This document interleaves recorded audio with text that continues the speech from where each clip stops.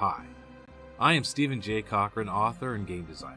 For the last 5 years, I've been working on my latest creation, Morticians, a tabletop role-playing game. On Living with Reaper, we'll be sharing insight into storytelling, the game's design, and lore. So sit back in that recovered lounge chair and crack open a ration. This is Living with Reaper. Hello and welcome to this episode 16 of Living with the Reaper. I'm your Reaper, Stephen J. Cochran, creator of Morticians, Crossroads, Introductory, Undertaking. How are you guys doing today? Oh my goodness. Let's see here. How are you guys doing today? Why is this text popping up on my screen all of a sudden? This is very surreal. I did not ask for this. I don't know what it's doing. But it's only doing it to me, apparently, so enjoy. I wonder if I click text to speak on accident in the chat. That would be hilarious. I totally did. That is funny. All right, so I have boiled everything down just to YouTube. It's no more Twitch, no more Facebook. I'm doing posts to let people know when we're streaming, why we're streaming, what day we're streaming, but just YouTube, because they store everything. So for those of you who don't get to see it live or can't see it for a couple of days, you have access to the whole catalog and go back. And I've noticed that, like, while I'm shooting live, maybe one or two people pop in, but throughout the week people hop on and they watch, and those numbers climb. So that's really exciting.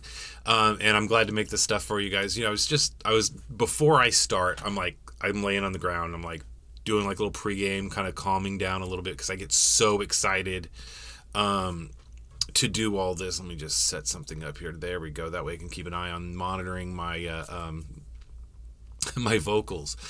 I get so excited to do this. I get so anxious and amped up that I, like, just before I go live, I lay on the ground and kind of just, like, you know, just calm, slow down, go through everything. Did I remember everything? Am I remembering everything? Am I forgetting something for you guys?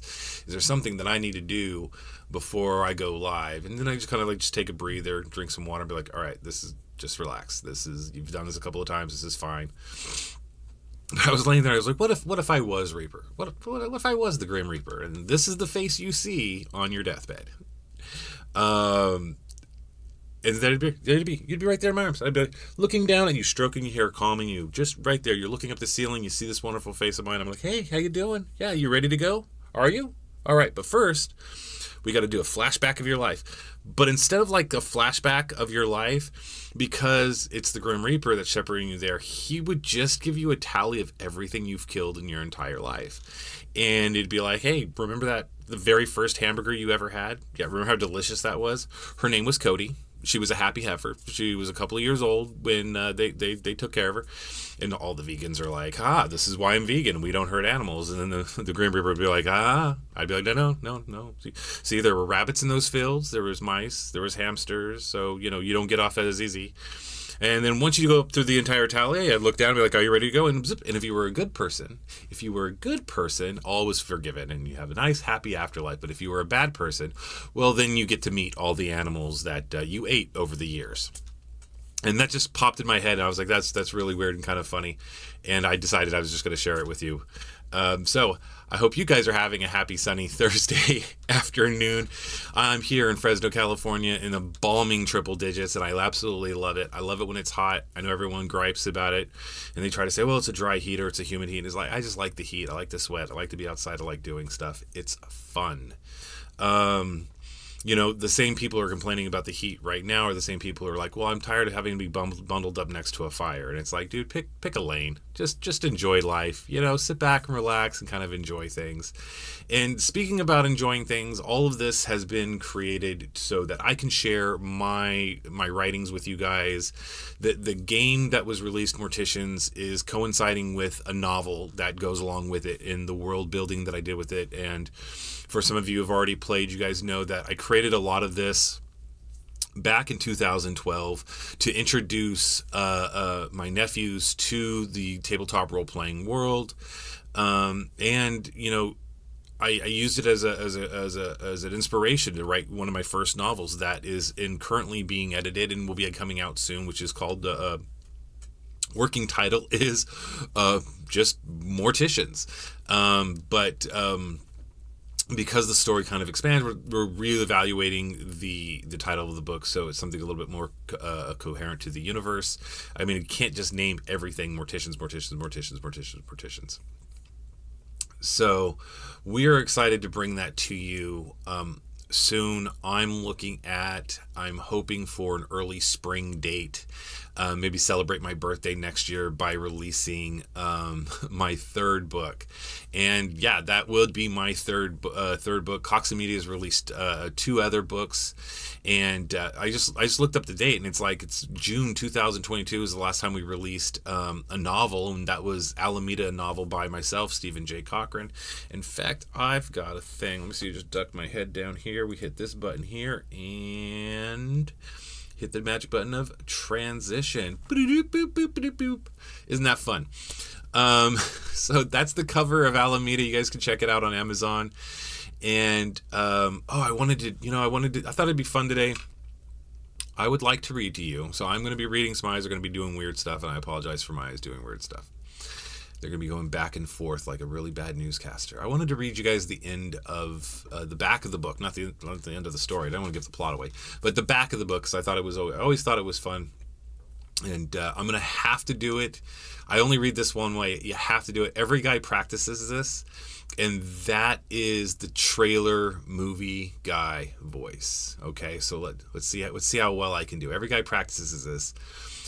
In the future, shopping malls have been converted into corporate living facilities. Advancements in nanotechnology and video recognition have been integrated into every facet of residents' lives for convenience and control. In a world that streams 24/7, who would kill an innocent college student? Security Chief Omar Hernandez won't give up until he discovers Lucia's killer in Alameda. And you got to do the face. You got to do the weird face, right? Because that's the only way. That's what the movie guy looked like. I swear. Go Google it. Go Google it. He looked just like that. He made that face when he did that voice. So yeah, Alameda. Don't do that. There we go. Alameda is out on Amazon. There's a link in the doobly-doo, so check that out. I just thought it was fun. It's been over 2 years since we released it. Currently every day I spend about 30 minutes to an hour working on the audiobook, so I want to get the audiobook out soon. It's actually that has been requested more than anything of me recently. Is that I have some fans who've read the book, they love it, they want an audiobook to listen to while they drive to work, and I'm like, hey, you know what, yeah, we can make that happen. The other book, and I'm just going to take this down so you guys don't have to, and so that's Alameda, A Novel by Stephen J. Cochran, and you have to put a novel, or Amazon sends you to a bunch of stories about the town Alameda in California. So what was I talking about? What was I saying? Oh yeah. We also have another book. The first book Cox Media released, which was Casper Suburban Scumbag by Abel T. Fletcher. It's a story about a young man growing up in the Central Valleys and getting into skateboarding and drugs, and how he grew out of it and the life he lived in his early 20s. It's a fun read. It's a fascinating read. And it really kind of looks at kind of the humorous side of addiction. It's kind of a dark comedy, but it is a fun romp to kind of go through the nostalgia of what living in the 90s was like. So what I want to talk to you guys today about, and I don't know, I've probably mentioned this before, I've got googly eyes right there on the camera, and I'm like, and it's to remind me, look into the camera, talk to the googly eyes, believe in the googly eyes, you are getting sleeper, I will do what the googly eyes tell me to do. So today I was working on, because I'm working to get the core rule book to a place so we can send it off to the editor to start going through some of the nitty-gritty stuff. And there was some last-minute stuff that I wanted to add. And one of the things that I want was a section that kind of breaks down all the different organizations' hierarchies and how that gets developed. And I thought that would really kind of be a fun way, some fun way to talk to you guys about, fun thing to talk to you guys about today. and that is how do you create organizations and how do you develop them, and what inspires you. So for those who've watched Ladies of the Hoard or got the chance to see the Zombie Trail, and definitely the Wolfpack, if you haven't, it's on our YouTube channel, so check out some of the back episodes. The Wolfpack's really fun because it was when the game was really in beta and we were still kind of figuring out systems and mechanics and how things would work. The Ladies of the Hoard is like the next version of the game as the final things were being added in and the final world building was being put into place. But as you watch those episodes, those back episodes, and some of the villains that in the Morticians world, there are humanity's rebuilding, society's rebuilding itself, and everyone's restructuring themselves or trying to figure out how to restructure themselves to be most efficient to get the outcomes they are looking for. One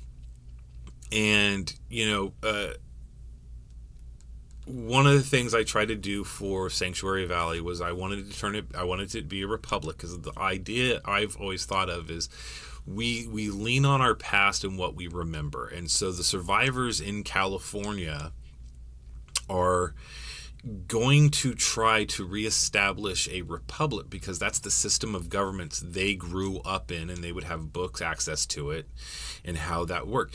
If your Morticians game was in England, would you have a parliamentary monarchy?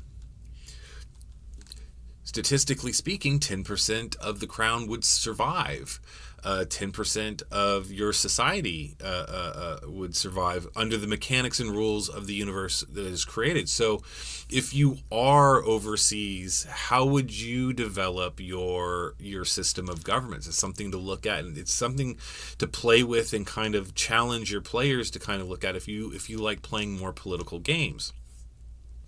Now, there are several factions within Sanctuary Valley. There was the Farmers Federation, which is kind of a conglomerate of corporate farmers who tried to go out on their own, but realized they needed to join the Morticians and Sanctuary Republic to survive. Then there's also the Union, which was remnants of Teamsters, a pack of Teamster truckers that were trying to save as many people as possible farther down south. And then you have the Republic itself. So the Republic was just a group of survivors, but once all these other groups started coming together, they realized, we need a structure, we need to build something. So they tried to build their society as a republic, and they're trying to structure that. And I go into this a little bit into the novels. We discuss about it a little bit in the game mechanics and stuff like that. But the Farmers Federation has created their own system of organization. They have a corporate structure that they've created for themselves, in which when they created the Farmers Federation, they created it like a corporate entity. So the structure is very pyramid shaped, corporation on top, president, vice presidents, executives, officers, managers, and then the citizens or the serfs are basically like the employees. So, and so the way that system works was interesting to explore as I was developing it, because it presents as opportunity to rise to the top for the smartest. Under corporation, the only thing we care about is the almighty dollar. But in actuality, if you were descended from the original members of the Farmers Federation, you had a better chance of rising through ranks than if you were a serf. Serfs, it's unheard of. So playing around with that mechanic was kind of fun. The Union, I kind of leaned into the Teamsters organization and how Teamsters organize throughout the U.S. and how they were structured, and I gave them ranking and title because that's what they would know. They were truckers, and they're like, well, what's it worked for the Teamsters, the brotherhood of the Teamsters. So let's keep it, because in the Teamsters organization, not only does everyone contribute and there's dues, but there is a democratic. Everyone gets a vote. Everyone gets to discuss, negotiate, and vote, and they vote for their representatives to negotiate with management. And so it's a very democratic organization, but it's one steeped in the tradition of the Teamsters. So that's what I did. But what was really fun, and what I was actually working on today, was the Lords of the Sierra. So for those of you who don't know, in the Morticians game, the Lords of the Sierra is a minor biker motorcycle club that survived Bacteria Z and have grown to control the Sierra Nevadas, running to the mountains as a place of refuge. So they are structured like a motorcycle club, and I was looking up some of the more famous motorcycle clubs, like how they were set up. I guess there's the Bike Riders is a movie that just came out, which is probably why this is back on my mind and thinking about it. But one of the things I wanted to do with Lords of the Sierra was that, it's steeped in the tradition of a motorcycle club, but the president of the organization that survived and his lieutenants, which in motorcycle clubs they don't call anyone a lieutenant. I'm just using that as a rank reference. It would be more like the sergeant of arms, the vice president, the treasurer, enforcers, and different things like that. So the president looks at them, and they've got this tradition of structure, but that structure and that organization was built around certain cultural norms and ideas and how they operated. Once society collapses, it changes what the purpose is. So I started asking, so first off, why? What would be the motive of these changes, and why would you need to change? So first off, one of the things that I was looking at, and I was kind of exploring and kind of looking at, was that the Lords of the Sierras was a minor club. Let's look at that phrasing, minor. Well, they didn't have millions and millions and millions of members, right? They weren't international. They were localized. They maybe had a couple hundred or so, maybe 1,000 before Bacteria Z. But then, for whatever reason, a larger percentage of their members survived, right? So across the board in the Morticians world, 10% survive. But that 10% is not a solid, if you had 10 people, one person survived. Depends on region. In some areas, 100 people survived. And in other regions, nobody survived. Everyone's wiped out. So for whatever reason, the Lords of the Sierras, a larger portion of them survived. And one of the things they do is they immediately start recruiting to take territory in the California Sierra Nevadas. They met with opposition. I was going to say opposition. They met with opposition, and then they were fighting for their territory, taking chunks and solidifying what was going to be theirs. And so the stretch of the Lords of the Sierra go all the way up towards goes all the way up to Tahoe, to Lake Tahoe, but doesn't quite go all the way down to, say, the Bakersfield area. I know Bakersfield's in the valley, but I think it's Shafter. I think Shafter or Schaefer. is right there. Those mountains right there. They really don't go that far south, and they control that section of the territory. Maybe next time I do this, I'll bring up a map and show you. I do have a map, but it would take me a quick second to bring one up. I know exactly the map I'd bring up.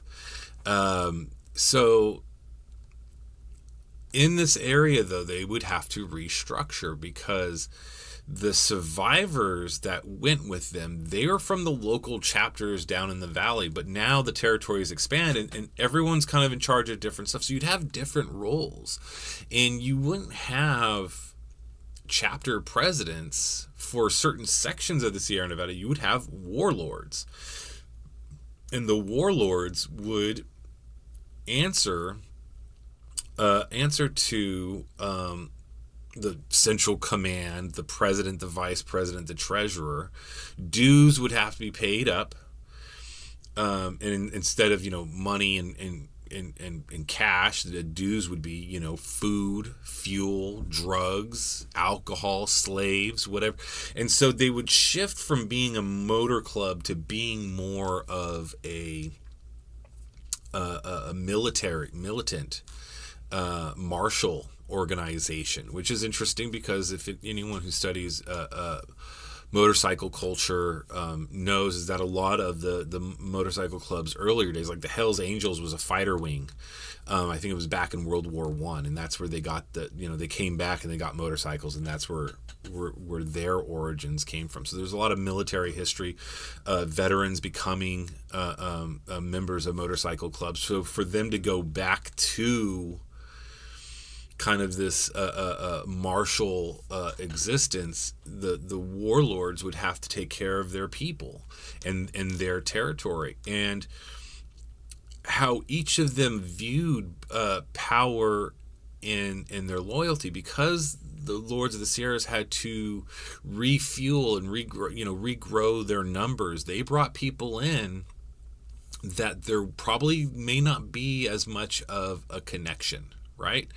Maybe the people they brought in have the same values, but they grew up in different areas. They were maybe part of a gang at one point, and they're like, oh, okay, so this MC club that controls the mountains, this seems like a way to survive and to continue my moral compass throughout life. And so the lack of loyalty or history would have members who have raised up to power maybe fighting. So there's an instability amongst the tribe, this gang, as you will, as they try to survive year over year in very harsh, unforgiving situations and environments. So that's what I was working on today, and kind of looking at all that. And it's fun. Come on and swing on by Discord sometime if you have any questions, and we can chat further about it. I always enjoy talking about the lore of the game and how the universe is expanding, and what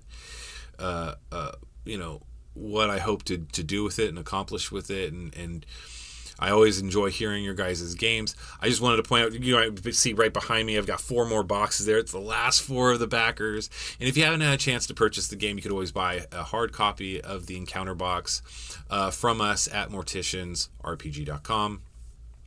We don't have the store up yet, but we are setting up. You can always reach us via email. If you're a game store, go ahead and reach out to us. We'd love to sell you some copies for retail. And yeah, let's see here. So far, it doesn't look like they're going to do another stream of a Morticians game as of yet. I will keep you guys posted in that. I'm always excited. I've been waiting with bated breath to watch whatever Jackie comes up with. She's so much fun. But if you're interested in just watching her play video games, she does live stream several times a week on Twitch at Jax Marie Gaming. And yeah, check us out on Instagram and Facebook, and I guess I'll see you guys next time. I don't really know, I don't really have much else to say right now. Let's see here. Bump, bump, bump, bump, bump, bump, bump. Oh yeah. Hey, how do I look, by the way? I just got a question. I've been working out, down 12 pounds. Super excited about it.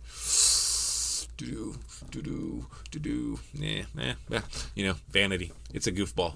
So anyway, I hope to talk to you guys next time. You guys have a wonderful Thursday. Enjoy your weekend. And I better cue this up before I go do the thing. And it's going to be peace.